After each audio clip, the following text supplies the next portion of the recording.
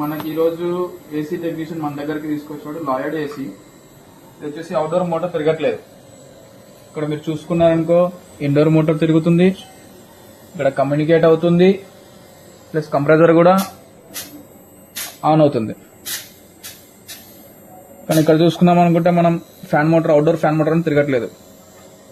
Jack కూడా మనం పెట్టాము చూడండి, కానీ ఫ్యాన్ మోటార్ రన్ కావట్లేదు. మనం దీన్ని ప్రాబ్లం అనేది క్లియర్ గా ఐడెంటిఫై చేసి రిపేర్ చేద్దాం.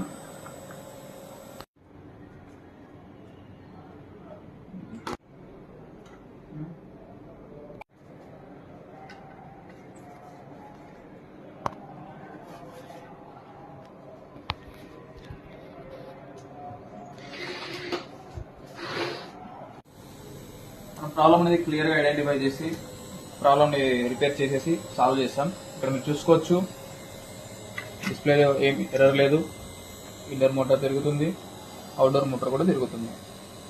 కమ్యూనికేషన్ సిగ్నల్స్ అని ఇక్కడ చూసుకోవచ్చు మీరు.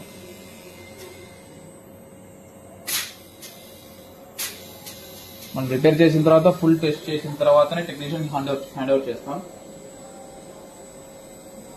మన ఓవరాల్ ఇండియా వైడ్ లో కొరియర్ సర్వీస్ ఉంటుంది, మీరు కొరియర్ చేయొచ్చు. స్క్రీన్ మీద ఉన్న నంబర్ కి ఫోన్ చేసి కొరియర్ చేయండి. ఏదైనా ప్రాబ్లం ఉన్నా